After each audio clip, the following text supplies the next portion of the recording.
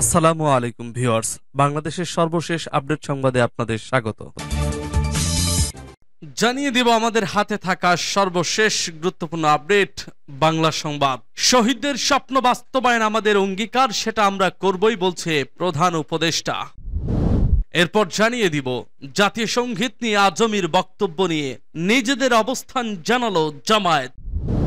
আরো জানিয়ে দেব ডিজিটাল আইন একটি দেশের কালো আইনের কপি পেস্ট, অর্থাৎ 16 বছরের অনিয়ম সংস্কার করতে একটু সময় লাগবে বলছে হাসান আরিফ।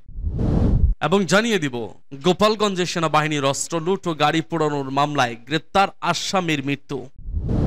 সর্বশেষ জানিয়ে দিব হিরো আলমকে আদালত প্রাঙ্গণে কিল ঘুষি মেরে কান ধরে উঠবস। শুনছিলেন সংবাদ শিরোনাম, এখন বিস্তারিত। তবে তার আগে অনুরোধ থাকবে ভিডিওটিতে একটি লাইক এবং কমেন্টস করে জানিয়ে দিন আজকের এই ভিডিও সম্পর্কে আপনার মূল্যবান মতামত। আর অবশ্যই এই ভিডিওটি আপনার ফেসবুক সোশ্যাল মিডিয়ায় শেয়ার দিয়ে ছড়িয়ে দিন আর জানিয়ে দিন আপনি কোন জেলা থেকে বা কোথা থেকে আমাদের সংবাদটি শুনছেন এবং দেখছেন। অনুরোধ থাকবে আপনি যদি আমাদের এই চ্যানেলটিতে নতুন হয়ে থাকেন তাহলে অবশ্যই চ্যানেলটি সাবস্ক্রাইব করে পরবর্তী আপডেট সংবাদ পেতে চোখ রাখুন। শহীদদের স্বপ্ন বাস্তবায়ন আমাদের অঙ্গীকার, সেটা আমরা করবই বলছে প্রধান উপদেষ্টা। অন্তর্বর্তীকালীন সরকারের প্রধান উপদেষ্টা ডক্টর মোহাম্মদ ইউনূস বলেছেন যে স্বপ্ন বাস্তবায়নে ছাত্ররা জীবন দিল, সেই স্বপ্ন বাস্তবায়ন আমাদের অঙ্গীকার। আমাদের যোগ্যতা ক্ষমতা না থাকতে পারে, কিন্তু সেই স্বপ্ন বাস্তবায়নের প্রতিজ্ঞা থেকে আমাদের সরে যাওয়ার সুযোগ নেই। আমরা সেই স্বপ্ন বাস্তবায়ন করবই। যে অত্যাচার নির্যাতন হয়েছে তা সবাইকে জানাতে হবে। রোববার রাজধানীর তেজগাঁওয়ে প্রধান উপদেষ্টার কার্যালয়ে শিক্ষার্থীদের সঙ্গে মত বিনিময় সভায় তিনি এসব কথা বলেন। শিক্ষার্থীদের উদ্দেশ্যে ডক্টর মোহাম্মদ ইউনূস বলেন, যে কাজ শুরু করছো তোমরা সেটি চালিয়ে যেতে হবে, না হলে সর্বনাশ হবে। তারা আবারও অশান্তি সৃষ্টির জন্য জাতিকে দুঃস্বপ্নের মধ্য নিয়ে যাওয়ার চেষ্টার ত্রুটি রাখবে না। তিনি বলেন, বাংলাদেশ জন্মের পর থেকে রাষ্ট্র গঠনের এমন সুযোগ আসেনি।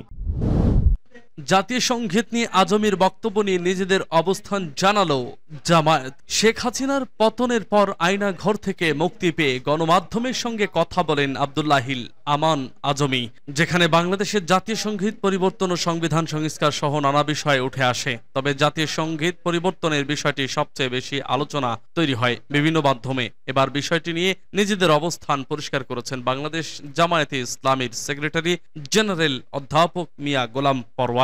তিনি বলেছেন, আব্দুল্লাহিল আমান আজমি জামায়াতে ইসলামীর সদস্য নন। তিনি জাতীয় সংগীত পরিবর্তন নিয়ে যা বলেছেন তার একান্ত ব্যক্তিগত মন্তব্য। এর ব্যাখ্যার দায় জামায়াতে ইসলামী নয়। রোববার দুপুরে রংপুর নগরীতে একটি হোটেলে আলোচনা অনুষ্ঠান শেষে সাংবাদিকদের প্রশ্নের জবাবে তিনি এসব কথা বলেন। দেশের বিশিষ্ট 48 জন নাগরিকের দেওয়া বিবৃতিতে জামায়াতে ইসলামীর আমির জাতিকে অতীতের সবকিছু ভুলে যাওয়ার পরামর্শ দিয়েছেন বলে উল্লেখ করা হলেও জামায়াতের আমির এ ধরনের কথা বলেনি বলে জানান তিনি। তাই এমন বিবৃতির কোনো প্রতিক্রিয়া দেখাবে না বলেও জানান কেন্দ্রীয় এই নেতা। জামায়াত সেক্রেটারি বলেন, দেশের সংস্কার এখন সবচেয়ে বড় চ্যালেঞ্জ। গত 15 বছরের রাষ্ট্রযন্ত্রের রন্ধ্রে রন্ধ্রে ফ্যাসিবাদের দোসররা ঘাপটি মেরে বসে আছে। সংবিধান ও ইলেকশন কমিশনের সংস্কার করতে হবে। আমাদের সাংবিধানিক প্রতিষ্ঠানগুলোতে গত 15 বছরে দলীয়করণ হয়েছিল, সেগুলোর সংস্কার করতে হবে। ডিজিটাল আইন একটি দেশের কালো আইনের কপি পেস্ট। বাংলাদেশের ডিজিটাল নিরাপত্তা আইনের নাম বদল করে সাইবার সিকিউরিটি আইন করা হলেও মূল বিষয় একই। এই আইনটি বাতিলের দাবি থাকলেও ছাত্র জনতার গণ অভ্যুত্থানের পর এখনো আইনটি বাতিলের কোনো উদ্যোগ নেওয়া হয়নি। সম্পাদক পরিষদের সদস্যরা 3 সেপ্টেম্বর প্রধান উপদেষ্টা অধ্যাপক ডক্টর মোহাম্মদ ইউনূসের সঙ্গে বৈঠকে যেসব আইনে সাংবাদিক নিপীড়নের ধারা আছে তা এখনই বাদ দেওয়ার প্রস্তাব করে। পরে তারা প্রয়োজনীয় সংস্কারের কথা বলে। সম্পাদক পরিষদের সভাপতি এ তথ্য জানিয়ে বলেন, আমরা সংবিধান সহ বিভিন্ন ক্ষেত্রে আইনে সংস্কারের প্রস্তাব দিয়েছি। অন্যদিকে ডিএসএ অর্থাৎ digital security act victims network এখনো সাইবার সিকিউরিটি অ্যাক্ট বাতিলের উদ্যোগ না নেওয়ায় উদ্বেগ প্রকাশ করেছে।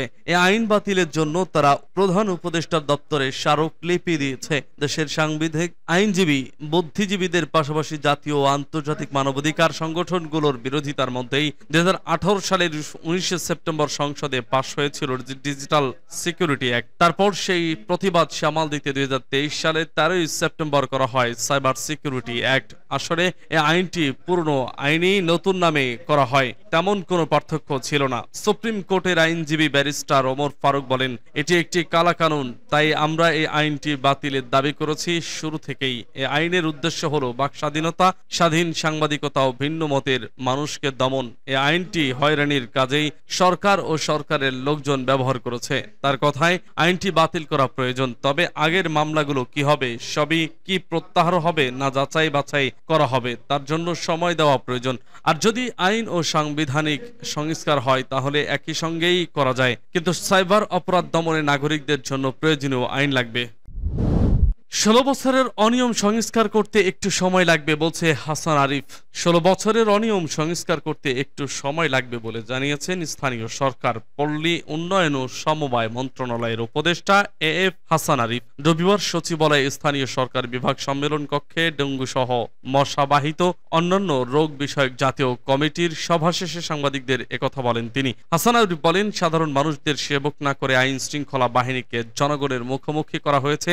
সবার দাবি সংস্কার, সেই লক্ষ্যেই কাজ করছে বর্তমান সরকার।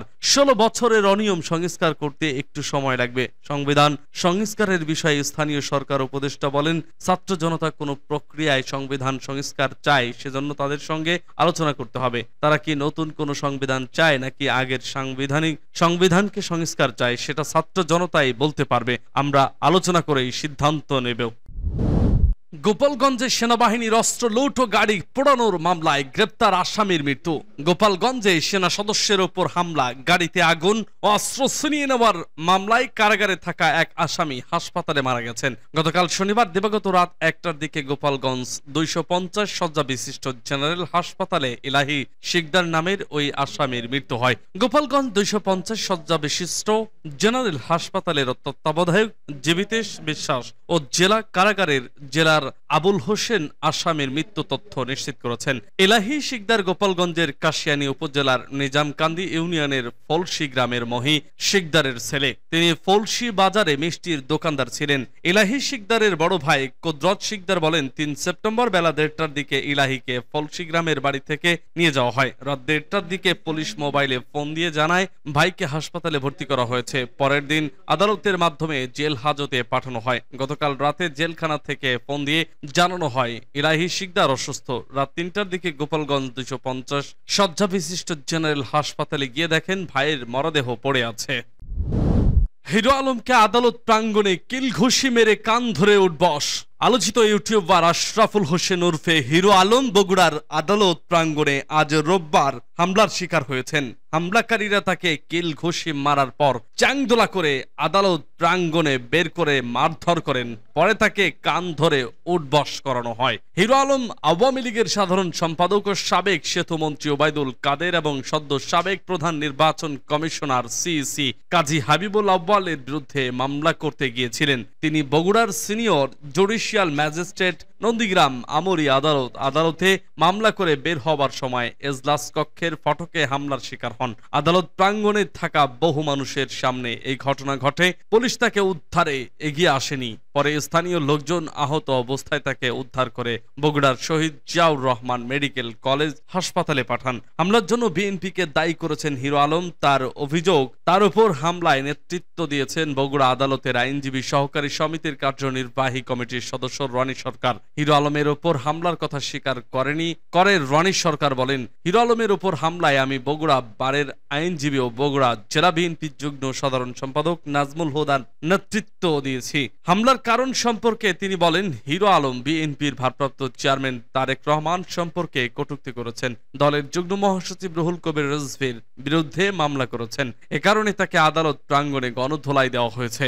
এমন অভিযোগের বিষয়ে হিরো আলমের ভাষ্য, আমি কখনো তারেক জিয়াকে নিয়ে কটূক্তি করিনি। ডিবির সাবেক প্রধান হারুনুর রশিদ আমার পরিবারকে জিম্মি করে রুহুল কবির রিজভীর বিরুদ্ধে মামলা করতে বাধ্য করেছিলেন। এই কথা আগেও বলেছি। তিনি তার উপর হামলাকারীদের শনাক্ত করে আইনের আওতায় আনার দাবি জানান। তবে হিরো আলমের উপর হামলার অভিযোগ অস্বীকার করেছেন বগুড়া জেলা বিএনপির যুগ্ম সাধারণ সম্পাদক নাজমুল হুদা। তিনি বলেন, হিরো আলমের উপর হামলার ঘটনার সঙ্গেই আমার কোনো সংশ্লিষ্টতা নেই। হামলাকারীদের চিনি না। এই ঘটনায় আমার নাম কেন জড়ানো হচ্ছে সেটা আমারও প্রশ্ন।